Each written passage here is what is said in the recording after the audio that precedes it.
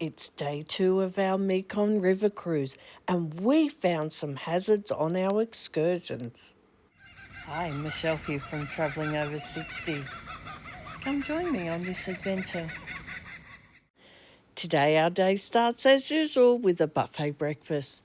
Then we're going to have a little bit of a wander in a village. We'll get back on board and then we'll do a little bit of river cruising. Then it'll be time to eat again. And after that, we'll be docking in a new place to go and have a look at some silk weaving. And make sure you stay right to the end because we've been invited to a fancy restaurant on board. Let's do a weather check-in. Now, I know it says Siem Reap, but trust me, we're in Anchor Bay. It's 25 degrees and it's only early in the morning, so it is going to warm up. It's cloudy, but we still had on shorts and a t-shirt. I had 3/4 pants on and a t-shirt. We still needed our sunglasses. We had our hats on and our shoes, and hopefully your shoes are waterproof because it's raining. We had ponchos on and some took umbrellas. We still had our sunscreen and bug spray on. Phew, that was a lot today. Here we are, we've arrived in Anchor Bay today. We're just docked, this is the view. Okay, so I'm up in their lounge area.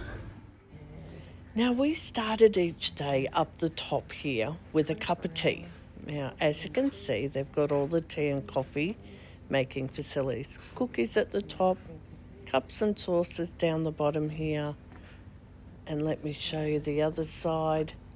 Another coffee machine, croissants, they had juice. And we came up here each day at about 6:30 in the morning, and we had that while we waited for the dining room to open.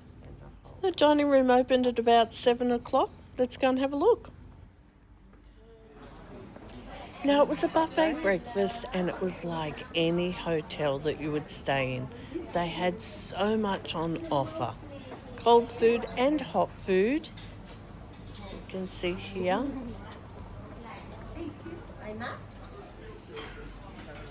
They even had the cheeses and the meats to choose from.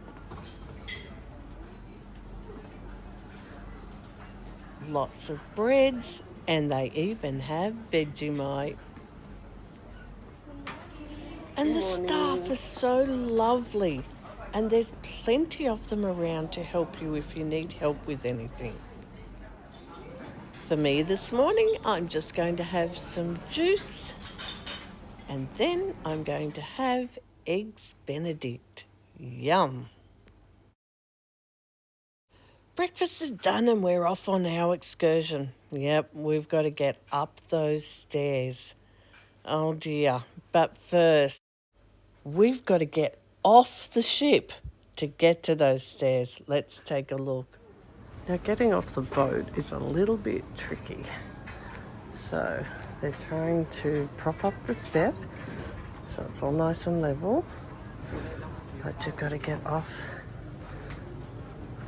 the gangway there, walk down all the way up to the steps. Hopefully that water goes out a little bit. I think the tide's going out. And then up those stairs there. So there's a lot of stairs in Vietnam and Cambodia. Okay, this is stepping off the ship. And yes, this is my hazard. I hate walking over the top of water. Well, I can't walk on water. Taking another look at the stairs. Yep, there's a few of them. And no railing to hang on to. It was a bit tricky getting to the top. Okay, we make it to the top, but let's take a look at the ground. It's raining, it's wet, it's slippery.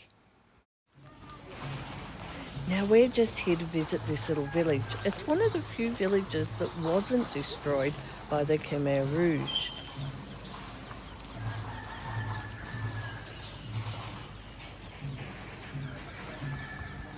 And here's some monks just going about their business.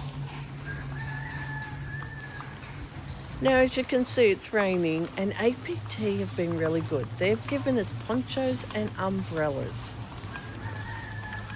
Just taking a look at the ground, if you can see through the water, there's a few bits of concrete chipped off. Nothing we haven't seen before. Traditionally, they bury bones or ashes after cremation. I'm so glad that these buildings weren't destroyed by the Khmer Rouge. Okay, here's another hazard. You can see we're stepping over puddles. And it's slippery. Lucky for me, if I go down, hubby goes with me because he's hanging onto my hand. Another thing to note, make sure your pants aren't too long because they'll be dangling in the water. Now, this excursion, we did have our tour guide with us, and he was great at explaining all the different things to us and talking to us about how all the houses are on stilts. Just taking a closer look at them here, they do a lot of living in the under part of their houses. They do washing under there, and their animals live under there as well. I'll show you that a bit further up. Looking at the ground again, it's muddy and slippery. Now let's take a look underneath one of the houses. Yes, the mum said I could take this little one's photo, but you can see all the different things they do under there. To the left, you can see they prepare food. To the right's where their washing is. And on a hot, steamy day, they're just sitting under there because it's cool. Then walk around the side and to the back, and their animals will be under there. And I love this little garden at the front of this one. Now, here's a warning for you. Please don't judge. They feed their animals, they give their animals shelter, but they look different to the way we have animals in Australia. So I'm going to show you these photos purely because for some people that might not want to see this, you will avoid this part of the tour. So if you don't want to see them here, maybe fast forward past this. These cows, they're not under the house, they have their own shelter. And the ducks and the chooks, they just roam the streets. And as we're walking down the path, we saw this little baby cow with its mother. But here you can see where they're living under the house. Okay, we're going to start and make our way back to the ship. And I think I can see a path in front of us. As we get closer to where the ship is, it's all concrete again. And as you can see, there's lots of statues. And all of them have a meaning behind what they look like. Some laying down, some sitting up. But I have to leave something for you to discover, so I'm not going to tell you. We did have some time to wander in amongst all of these statues, but in total I think we were only gone for about an hour. So now it's time to make our way back to the ship, and you can see at the end there the crew are waiting for us. And yes, we have to go down those stairs again. Amazing. We were only gone for just over an hour and we came back and the room fairies have been in and cleaned our room, folded shorts, made our bed. Amazing. Now we wipe the rain off and we freshen up a bit and we have started to sail again. Now we make our way up to the lounge. And yes, you can get a drink now if you like. And why not? We're on holidays. And this is the perfect spot to sit and chat with your fellow travellers. Now we listened to a talk on Cambodia, and before we know it, yep, it's time to eat again. And this is what our lunch looks like for today. So delicious. I decided to choose the pad thai. And after lunch, we're just going to take some time in our room before arriving at our next port. Just sitting on the balcony watching the world go by. And look what happens. The world goes by.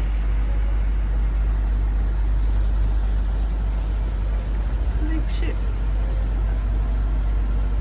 Enough of that, it's time for us to get ready for the next excursion. We're about to dock in Okna Tay. I think I've got that right.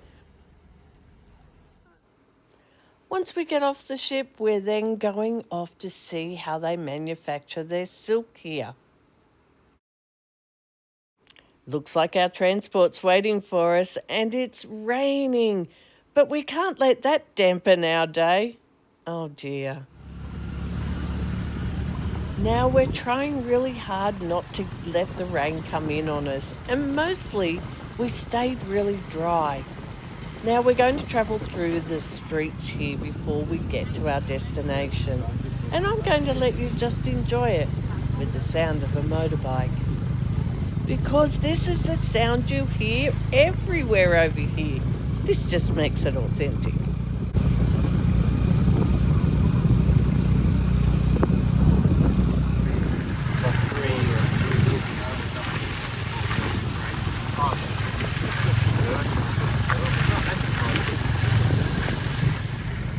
Again, this is just showing you how we all travel together, one after the other.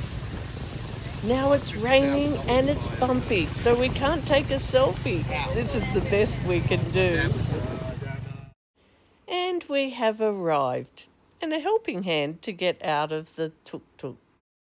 Oh, this would have been the perfect spot for a selfie, but it's raining and everything's wet.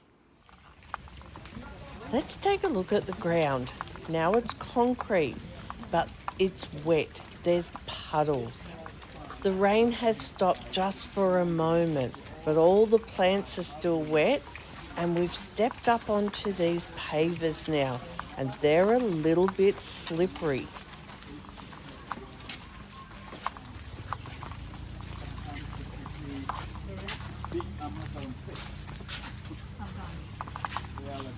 I looked for signs and I found some, just slightly different to the way we would normally do it.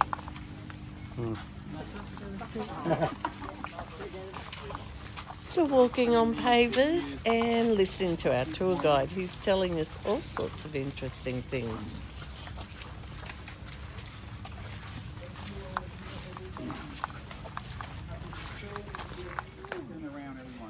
Our tour guide starts with some interesting facts about the silkworms. Take a listen. The life cycle of cocoons is 47 days. It's about 20% of cocoons, they are chosen for the next breeding. So they know they are male or female, and they take them out from all of these nests. And then... Oh, right, that's enough. Otherwise, there's nothing left for you to find out when you come and experience Cambodia. The rest you discover for yourself. The next stage is finding out how we get the silk. To do this from the 13th century, because they use a lot of silk products to make traditional clothes to wear on special functions, like on a New Year festivals, on the ancestor days we call Ho Pamong Lobak. Then comes the colour. And finally, it's weaved into a fabric. It takes about 5 to 6 days. 5 to 6 days. That's fast. You can see she's using both hands, both feet. Interesting fact here, all the women that work here are single mothers, and this company gives them the opportunity for work. I did ask them, and they all said they were happy to have their photo taken. Moving on to the next section, and you can see we're back to wet ground again. Now we wander through the gardens where it's mostly concrete paths.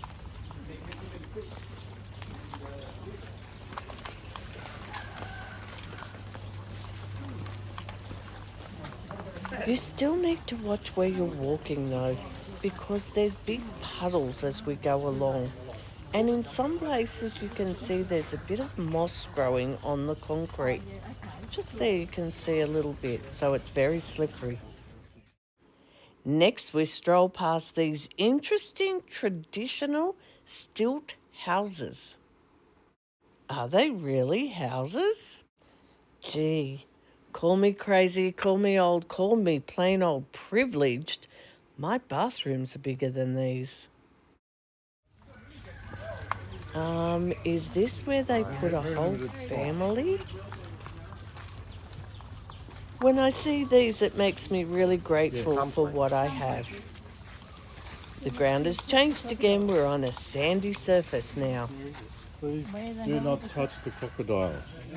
They are dangerous. Wild crocodiles in some places. They are even Where? with such amazing No. colors, like white crocodiles. Do you have white crocodiles in your country? Oh, dinos, no. Crocodiles in Cambodia. This would have been such a nice spot to sit if it wasn't raining. You might notice in our hands we have shopping. Yes, you can buy some silk products here. But it's time for us to get back on the tuk-tuk and make our way back to the ship. Now we need to get ready for our invitation dinner. Showered and dressed in our smart casual clothes, we have a pre-dinner drink and then we're off to the restaurant. Now, Indokine is the restaurant that's on board that's by invitation, and everybody gets the opportunity to go. Here's the menu. It looks delicious, but does it taste delicious?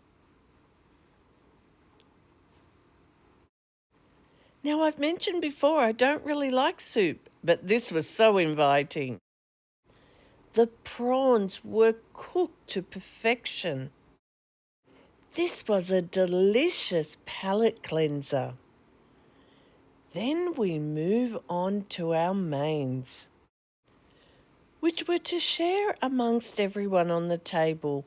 And our table, there was just 4 of us. Look how they served the rice. Lastly, perfection on a plate. This dessert was to die for. Did we enjoy our meal? Absolutely yes. And we finished it with these views.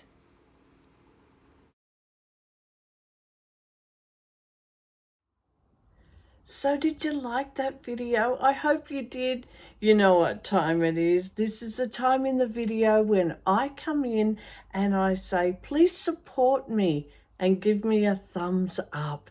And if you haven't already subscribed, please subscribe to my channel. Now, this doesn't cost you anything, but it certainly tells YouTube that people are watching my videos, and if they know that somebody's watching, they're going to push it out to more people, and hopefully I'm helping some of you.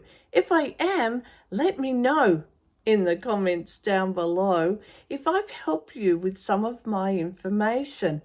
Anyway, hopefully it gets pushed out to more people and it helps more people.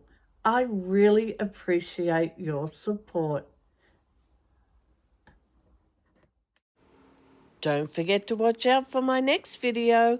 We're off to Phnom Penh.